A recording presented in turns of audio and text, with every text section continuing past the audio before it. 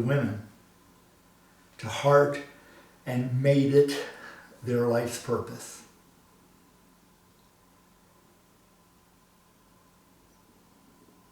We are in a challenging time. This pandemic that we find ourselves in is unlike anything that any of us listening to this morning have ever gone through.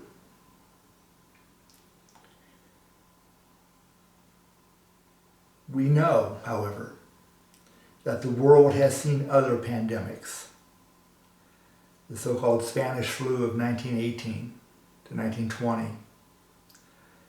We could see in the history books what happened.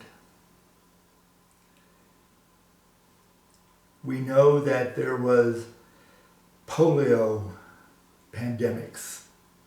We know that there have been leprosy. We know that there has been smallpox pandemics. We know of these things, and yet we don't listen to the witnesses or believe our own eyes. What I would hope this morning is that as you consider springtime happening just outside your windows, springtime and snow, we are in Colorado after all, as you consider these words written down so long ago, what those people went through, what their life, what their world was like, ask yourself, is this something that I can believe? And if I can believe it, what am I going to do with it? Just like all the other pandemics that I mentioned, just like all the different wars that have happened throughout history, we can accept the evidence or we can reject it. But it doesn't change what happened.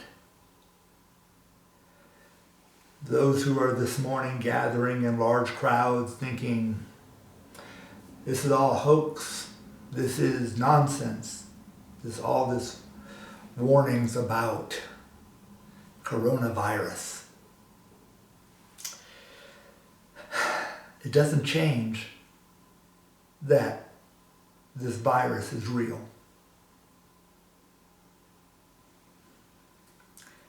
So I would offer you this morning, in as simple as words as I can summon, the words of Jesus, raised from the dead, who showed us that death itself is nothing in comparison to the love and power of God. We here, listening to this, reading these words, have a choice. We can hear it. Hear these words. Go into the world and proclaim the good news to the whole creation. We can take that as a charter, as a mandate, as a command to make the world aware. Or we can close the book, put it back on the shelf, and go about our day. I would hope and pray that as you have heard these words again and again and again, that this year it will be why you know we will get through all this. Because God has been with creation from the beginning, showing that life triumphs, love triumphs, hope triumphs.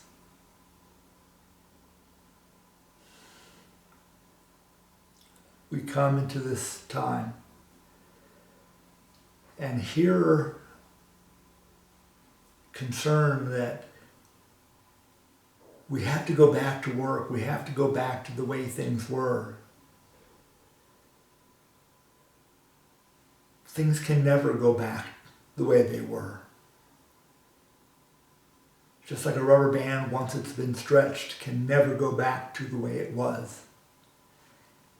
So to the women, the 11, all the disciples, could never go back to the way things were.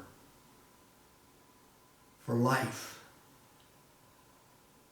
true life, had a new purpose. And that purpose was sharing the good news. Amen.